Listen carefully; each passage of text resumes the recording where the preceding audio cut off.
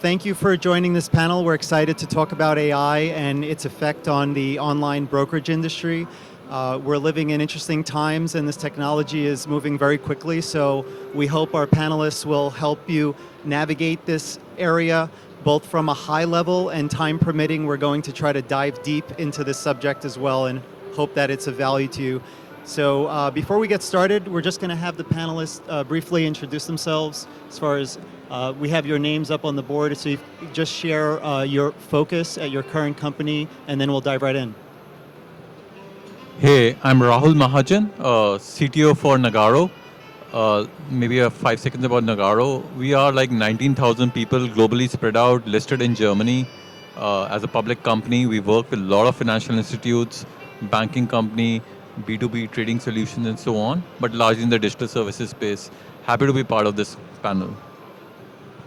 Hi, I'm Luca. I'm a co-founder of TradeLocker, and we are a trading platform, pretty new in the industry, but growing pretty fast because we are developing based on what our community tells us, what our brokers or more experienced people like you guys tell us they want, and we're innovating. We're doing some pretty cool things. So if you jump and visit our stand, I would love to show you the platform. And thank you guys for inviting us to the panel again. Hello, my name is Andrew Lane. I'm the CEO of Acuity, a company which is based in London, 10 years going now. We provide brokers with information, trade ideas, and that they can provide to their traders. We're what you might term as a mini Bloomberg of the industry, providing lots of data sets. I've been involved in the area of I would call news analytics, natural language processing since 2005. And it's an interesting area for me, especially now in the world of ChatGPT and so forth. I look forward to this panel. Hello. Hi. My name is Hao. Currently, I've been doing something that is called Changer. It's essentially we want to be one of the game changers, actually the game changer for this new digital finance that we're trying to provide all the encompassing financial services to people, whether you're retail traders or you're investors or you're big institutions. Previously, I've lived in Asia most of my time. China 20 years, Japan 10 years, and Singapore. My current location is in UAE. That's actually what I find. There's a lot of attractions, both from a technology perspective and also from the market perspective. Actually, quite interesting for us to do something we call open finance. Thank you. So starting from a high level, just for some background, as part of my work at forexbrokers.com, we research and analyze Forex brokers. So we look at the industry both from a high level as well as analyzing, the deeper trends that are emerging. I'd like to ask the panelists, how are we seeing generative AI start to permeate within the online brokerage space? Is it still early? Where is it showing up across the different categories when we think of, whether it's customer service or research or trading platforms? What are your views on how this is evolving so far and the trends and the directions it's taking? So we work with some of the amazing financial institutes, a lot of them in Middle East and other parts of the world. One of the interesting use cases other than the customer services one that we have started seeing is how do we enable the advisors, the financial advisors who are working with the traders or working on the portfolio management side with their clients. And one of the amazing use cases that we have been working on as part of a Genome AI, which is our internal platform, is to kind of make these advisors smart, kind of react to the market situations in a very agile way. So what our solution does is it goes and specifically given a client profile, it kinds of collects the data, builds a knowledge graph on that specific client, look at the financial reports, look at the performance, look at competition, build an amazing knowledge graph, and then we embed AI into the whole pipelines. So let's say there's an AI pipeline just to kind of predict the evaluation or possible evaluation in coming months, how the whole thing is going to look like. That's one of the things. Also, we look at various variables and kind of do a projection. Now, all of this data in knowledge graph typically is useful, and then we pass it on to generative AI, to your question, which helps in terms of advisors getting specific nudges, specific insights when they are doing their portfolio or they are talking to their traders in a very smart way. And especially the next best action is a game changer in terms of making these advisors, financial advisors, smart. That's a big one for us. Excellent. So it's like making them more efficient, helping them do their jobs better. Right. And I mean, obviously, there's a fear of AI replacing jobs, but I guess new jobs may be invented or new roles may come of this. What would be your advice to the audience in terms of how they can, use these type of approaches in their business model? And may I just first ask, by a show of hands, how many of you have used AI, whether through an LLM like ChatGPT or Perplexity, or either via API or manually, by a show of hands in the room? Okay, pretty much I would say 80% of the room has used AI in one form or another, so that's great. So Rahul, either yourself or anyone else, in terms of how can the industry embrace this new technology, in an ethical way, of course, and in an efficient way to boost their productivity and efficiencies internally? Maybe I'll take a small cut and then I'll pass on to my panelist. One of the very critical thing, specifically in the ethical AI context is, and to my previous examples on making financial advisors smart to do some amazing conversations with their traders and B2B clients, is around AI. You have to do proper grounding. And grounding is an amazing step, which is also makes AI more humanistic. So how do you make generative AI more humanistic, put the guardrails, kill the hallucinations to whatever extent you can? That's a big part of engineering what we do. And that's kind of also very critical to make sure the advices which are getting generated from this generative AI on knowledge graphs that I was talking about are safe, can be trusted, or at least there's an explainability, enough explainability, chain of thoughts, those kind of things to further improve them in their next iterations. But I'll let my other panelists talk about. Right. So a lot of this. fine tuning. Luca, Yes. what are your thoughts? Yeah, I can say from our perspective, we've developed algo trading tool where you can chat with AI, translate the existing scripts or develop new ones, even if you're not a developer, which makes it very easy to create something new out of your mind, whether it's a bot or indicator or a widget that you want to use. And what I think is necessary is come back to the basics, like the person that develops this and tries to use it or give it to someone else, that's a human being. So the transparency is important, how they're using the data, who they are, because it'll be very easy to make something fake that is AI, that's not a person. So I think there we can talk about personal brands, people you can trust, people who build their name in the industry, where it's through the years, through the experience, through other people talking about it, where you can actually know who is real, who is not. And I think that's where the ethics come from. So like a balanced message, being transparent, not overhyping the AI, and from an ethical standpoint, because there is a lot of hype in the market right now. Andrew, what are your thoughts on how companies can approach ethical AI in terms of having balanced not only messages but avoiding the hype and getting caught up in that, including from a regulatory perspective? I know it's still early, and regulators are trying to figure out how to best regulate AI. What would be your advice to the audience?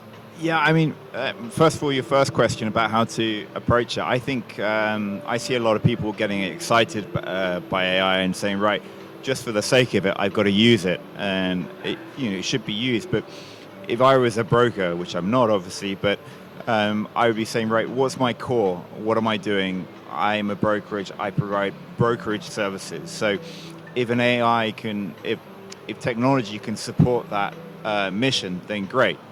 But it's not just with the recent development of tools like in AI, but I've seen this for years and years. People get excited by something and get drawn down the rabbit hole of developing things that are not core to their mission, and this is what AI will be another red flag for that.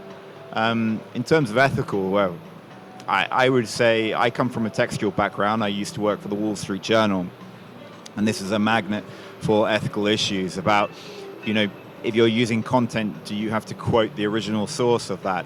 And who has the responsibility of sourcing the content? Is it the LLM that is created its models based off huge amounts of content that is taken from the internet? Or is it the users actually creating the content? Who owns that content? And then in terms of ethical, going into a brokerage, you see a lot of people creating content with LLMs, and I've seen people say, look, this content is being created or translated by an LLM. It's not my responsibility. You do it as you see fit, how you use it. But actually, as a brokerage in a regulated area, my company is regulated in London. Anything that you publish or put out, you are responsible for yourself. You can't say, well, it was created by AI or automatically translated. So that's an interesting area as well, how that will change. Excellent. So you're saying stay true to your purpose, your core mission, and don't just offer some AI product to be cool, but think of your mission statement and how it can help you serve that mission. And then when it comes to the ethical side, here in Asia, we have over 80% of the global population and over 30 countries. Do you think the West will largely influence in terms of best practices with things like you hinted at with, whether it's OpenAI, in litigation with the New York Times over copyright? You have the U.S. Post Office, I believe, that took a position that anything generated with AI is, you can't copyright it. So how do companies protect their IP? That's another dilemma potentially with AI content. What are your views on this subject, both from a regional perspective as well as the future of AI from an ethical perspective, and how companies can best approach this? Sure, thanks, Stephen. I probably put it into two phases. Number one, we think AI is a tool. When I say AI is a tool, it's just one of the technology. To use a same analogy, like something that we use for internet, maybe 20, 30 years ago, or electricity, something like a general purpose technology. Right. If you think AI is that kind of thing, no problem. That's how we're going to regulate. From a regulation or a company perspective, whether we use it for the better use of humans or our company profits, I think it depends on who use it and how to use it and who do we use it to. It never can be a good or bad. I think a technology for itself can be just neutral as it is. But then I actually, from our industry, I've been doing fintech crypto for the last 4 years. Previously, I've been doing trading, hedge funds, etc. I've always used whatever the latest technology, and I find the regulation is never able to catch up. And I don't need them to catch up with anything because they're here to protect. They're here to manage risk. And whenever something becomes really big, they can come over to see, to manage the majority of either the humans or people or whoever, to protect by the misuse of the technology. So I don't think AI has come even to that stage yet. Right. So, but the next stage, after AI become more than a tool, I personally believe that AI is not just a tool. In 10 years' time, we will see AI as ourselves or as a new type of creature.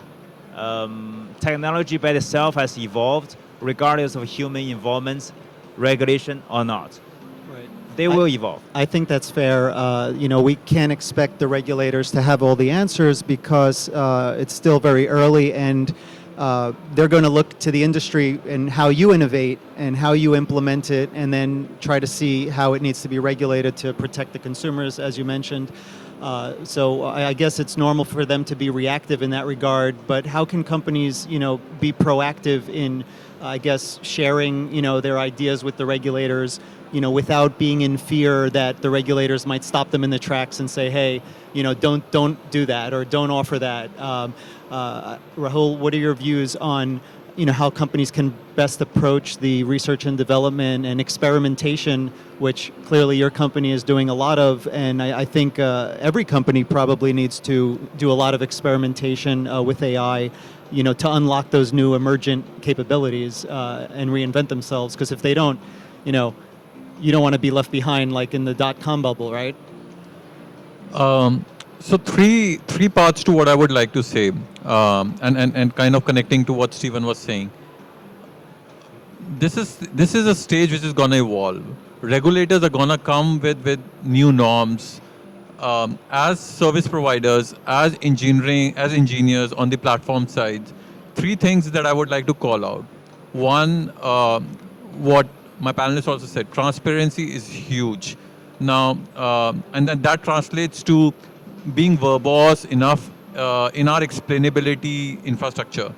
So Nagarro has an IP which is patent pending, where we build explainability graphs, and this is kind of combination of what content went into in, what data went into in, what version of data went into in, who approved the data, who had rights to approve the data, how many experiments were run before the data was approved, what was the observability elements at that point, and what model ran it, what kind of outcomes came in, what version of model was. So there's a lot of that goes, and an explainability of that model. So all of this data has to be stretched, and this is what, at least in my engineering eyes, what we call as transparency.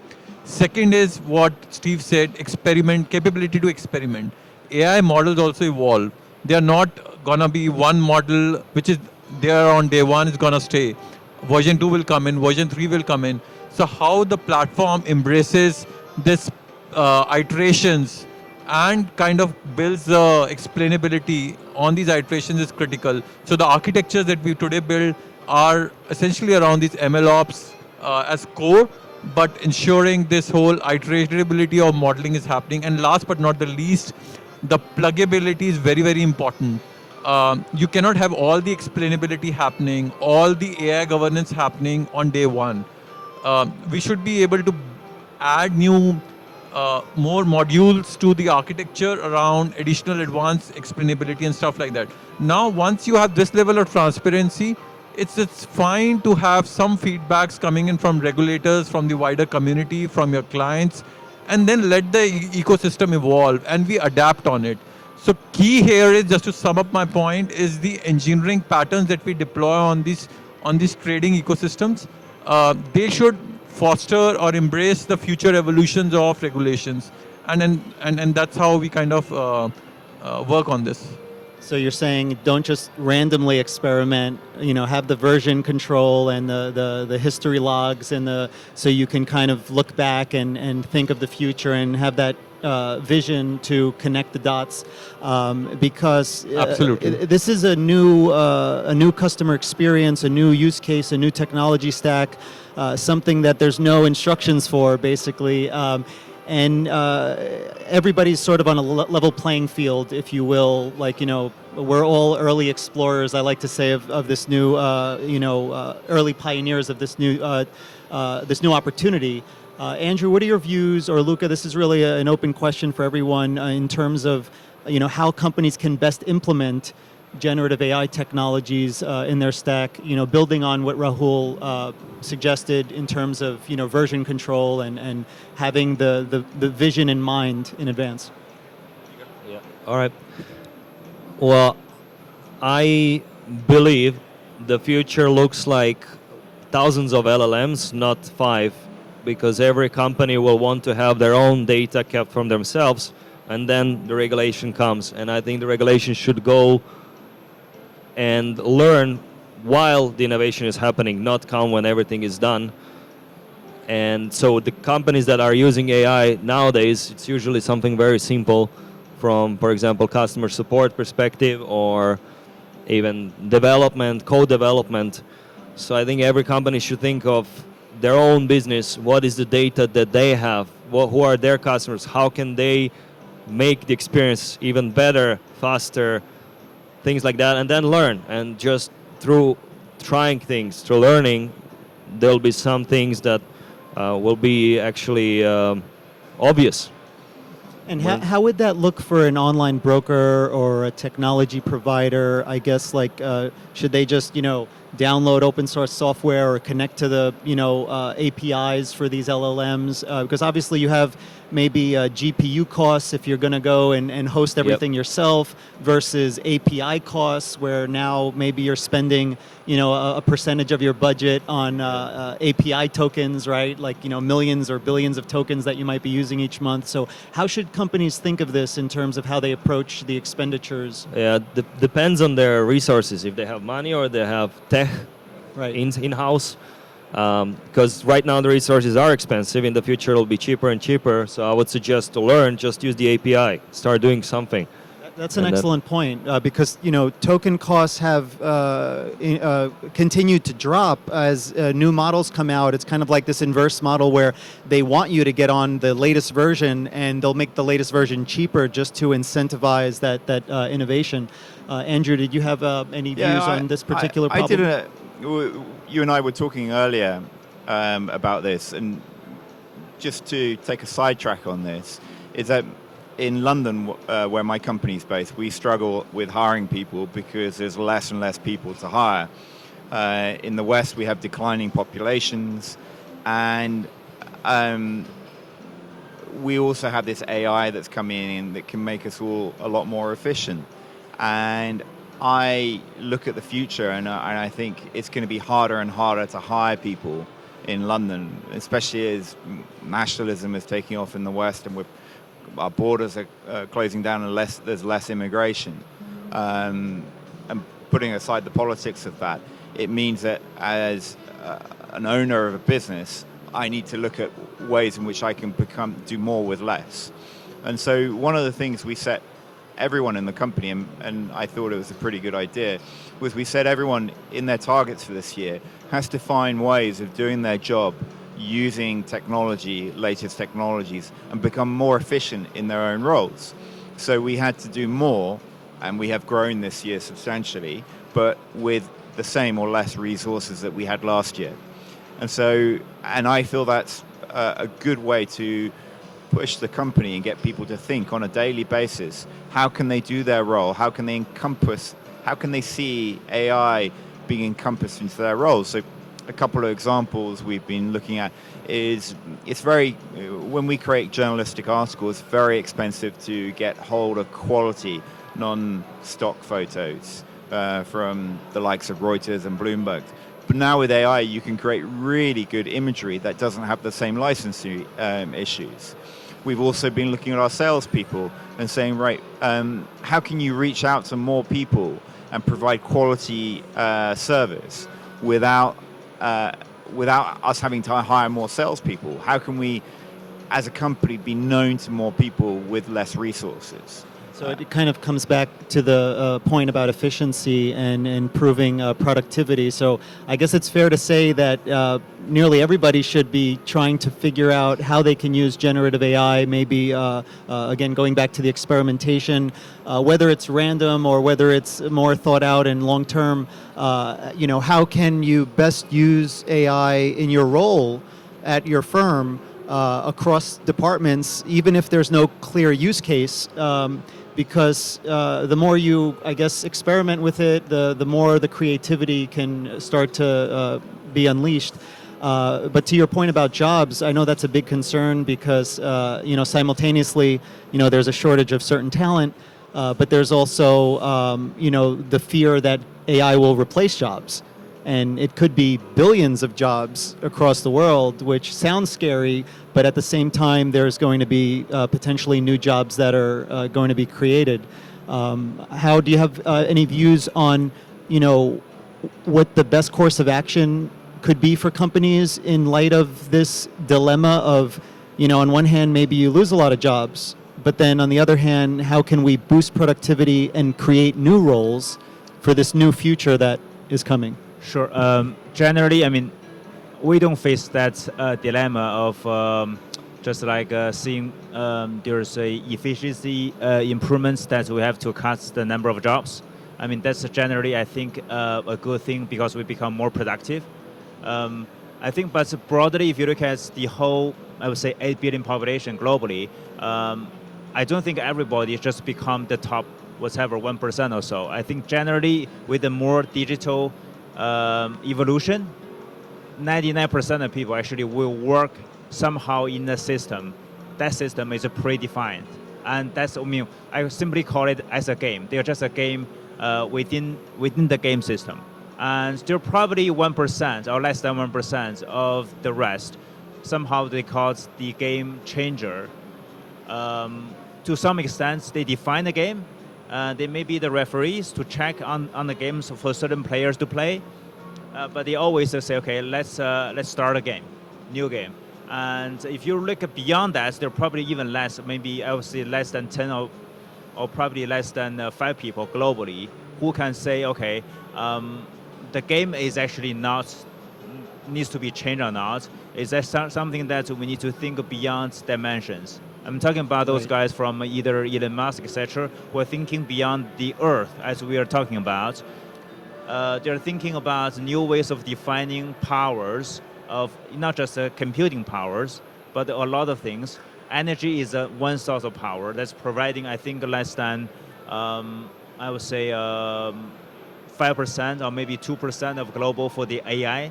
But in 5 years' time, there will be 20% going to be consumed by for the AI. So That's just a fantastic point. one part. So it's like, where do you want to stay? Do you want to stay comfortable in your stable zones that will be play the game well, or be one of the top players in the games, or you want to be the game changer, definer, etc. So with this game, basically going back to the theme of the panel, with Game of Codes, Game of Thrones, play on. If in the future there's going to be more electricity consumed from things like blockchain and AI, computationally intensive applications, you're saying companies should jump on this sort of inevitable trend and embrace it and have their own internal API costs or blockchain costs because it's inevitable. And so should brokers and technology providers be giving AI their biggest problems to solve? Problems that are maybe their most complex, that could cost the most millions and billions of tokens. Is that something companies should be proactively doing? Because we could use AI for the simple stuff, renaming a file, creating an image, writing something. But what about the more complex challenges? The chain of thought problems, the problems where you need to refine the prompt 100 times to get the right response. Should companies be thinking of using AI in that type of capacity, whether it's math, whether it's coding, whether it's a storyline or a market that they're trying to penetrate, or etc.? So there are all kinds of companies, and maybe one answer may not fit all, but surely for forward-looking companies, they should start parking some of their class of use cases for this kind of thing. I'll take an example here, maybe to be more simple. Few years back, when we were building these platforms or these use cases, solutions around these use cases, nobody would have asked us to build AI agentic workflows, do any kind of governance or security on these use cases. But today, there are financial institutes and there are other industries, because we are a fairly diversified company, so we also get to work with some of the amazing tier 1 companies across the sector. And financial products are kind of used in every other space. But just coming back to the trading and brokerage part, AI agentic workflows are a huge thing today. Especially in the case of at least ones that we are kind of seeing a lot of interest coming in from financial institutes is around helping financial advisors be more smart, but run in this whole chain of thoughts, run our entire AI agentic workflow. In this agentic workflow, LLMs would do certain things, applied AI would do second step, knowledge graphs and stuff would happen as step number 3, some API lookup will happen as step number 4, and then again the grounding will happen and response will be passed on to again back to an LLM to generate the final response. So this sequence of workflows, agentic workflows, is something a completely new class of way we are now doing engineering. Now, this AI agentic workflows, if companies don't start investing at least for some percentage of their use case today, when this thing becomes huge, the infrastructure will be missing. Now, the question to you, back to your question, as a company, as a trading company, as a broker company, do I expose all my use cases to something like this? Probably not, but at least start experimenting with some of the use cases to see the merit and the value coming out of these infrastructure. Because building this AI agentic infrastructure is not going to happen on day one. You need a lot of data, lot of applied AI modules to fit into this workflows, So and that's going to take time. that's a great point. So it's kind of like a reinventing the whole technology stack, because it might not be easy for companies to just plug AI into their existing model. They have to try to rethink the whole technology stack and how to reinvent it so that it works with AI long term. Luca, what are your views on this dilemma of how can companies implement AI or use it to solve their hardest problems? Yep. Without or I guess with reinventing their technology stack, or Yeah, how yeah. can they best implement it? Yeah, I would say a couple of points, and I'll use a broker as an example. As a broker, you're competing with other brokers, and all of the brokers have basically the same parts of every. It's a business. You have products, you have marketing, you got sales, and then everything else. If this works, everything else is much easier. So you look at your, for example, marketing. What are the pieces of your marketing? Is it SEO? Is it community? Is it whatever, social media? And then those are like cogs, big three main cogs: product, marketing, sales. Then the smaller ones are all the pieces of marketing, for example. Then there are even smaller cogs in your business. And you go and dissect the business into the smaller and smaller cogs, see where the energy goes, what are the tasks that can be automated, and start with those. That's like a practical way of how you do it. Because if you don't, and the change will happen very fast, I believe in next 12 to 36 months, there'll be a lot of education needed in the world, and especially in the forex industry, where if you don't do it as a broker, you will miss out, because the productivity is a real thing. Resources are a real thing in a business. You bring up an important topic. Education is continuing to evolve, and I like to say it's becoming more university grade. You go to an online broker and they have a course on forex, and there's quizzes and progress tracking, and you feel like you're taking a course, a university course. As far as the quality, to make it more interactive, and how will AI play a role in some of these categories, whether it's education, whether it's research, for brokers, building their in-house solutions or using a third-party service provider? Because I feel it's still early in the sense of that we haven't yet seen too many consumer-facing AI products, beyond maybe some customer support chatbots. But I feel that it will start to show up soon in a lot of these categories, like whether it's the platform, coding strategy, or whether it's research or education. What can we expect from the industry as far as how generative AI will show up in the brokerage products? Yeah, I'll just have a quick comment. Rent first and then build yourself. So Rent first and then build yourself. I like that. That's kind of, it's like, with the token cost, right? It's expensive now, but it's going to get cheaper later. So just get whatever solution you can in the beginning, regardless of cost, whether it's a third party, and then, you get warmed up, and then you could kind of because build you don't on your even own. know. It's evolving so fast. You don't even know what you Right. need, what you want. Right. The same thing with regulators. I would have the same advice, like just get in, learn, and then you will know what to regulate. And sort of the paradox to that is that we're seeing large companies launch AI solutions, like whether it's Google, in their AI studio or their workplace, it's kind of being added into these large technology stacks that we use, whether it's Microsoft or, big companies that are adding AI. But you're saying regardless, don't depend just on them. Also, start to use it yourself from other third parties, APIs, etc., before you build your own, if you're not ready to build your own.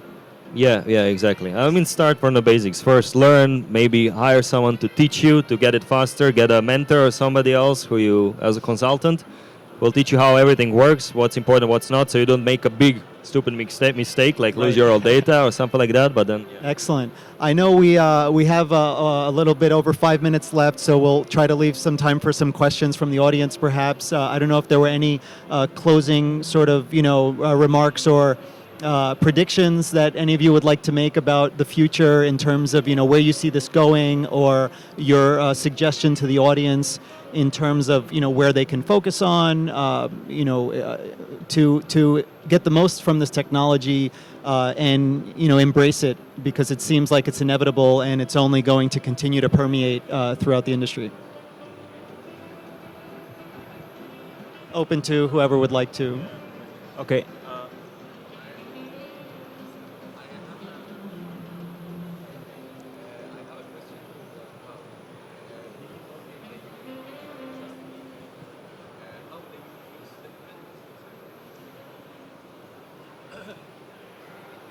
Yeah, being working in the UAE, I just want to know how the UAE is different from other countries in the Pacific. Like, what makes the UAE attracting the business, the capital,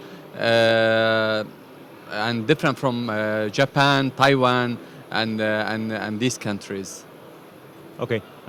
Thank you. I mean, given I've lived most of my life in Asia Pacific, so China, Japan, and Singapore.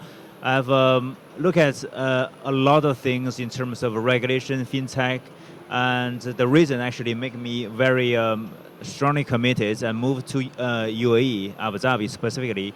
I'll quote the word from the local regulator. It's called capital of the capital. So it's attracting capital not just because there are a lot of money, oil money there. That's number one. But secondly, they are taking a different approach in terms of regulation. So I really like Lucas mentions, just do it starting without actually asking too many questions. Because if you don't start, you never know what question to ask. So one of the recommendations I want to give everybody is be a hacker, no matter whether it's a computing program or just AI software or any legal documents, be a hacker. The hacker spirit is trying to solve problem 80% correct within the minimum time. Don't try to solve it ideal. 99% takes too much time. And through this time, you'll figure out what's going on. So I think that's what the UAE is uniquely positioned. So that's what we do as a digital bank, virtual asset, tokenization platform, everything is done there. AI is part of the tools that we'll embrace, but I think it's still early stage to give it to retail customers or even institutional. It takes some time. Yeah. Excellent. And I would add that I believe there's a popular LLM called Falcon that was released by, I believe, a university in the UAE that was open sourced. I think they have two models, like the Falcon 40 billion parameter one, and then a lighter weight LLM. So I think that's nice that, you have open source LLMs that are coming to the market, so you don't depend just on the paid versions from companies like OpenAI or Google or Perplexity, etc. So as more open source models come to market, I think it's only going to help more for the whole industry across industries. Any other thoughts, either or closing remarks, projections? If not, we can ask for questions from the audience. I feel like we've covered a good amount. Are there any other questions from the audience with regards to the online brokerage industry, either from a technology provider lens or in general regarding AI, that could be helpful to the audience?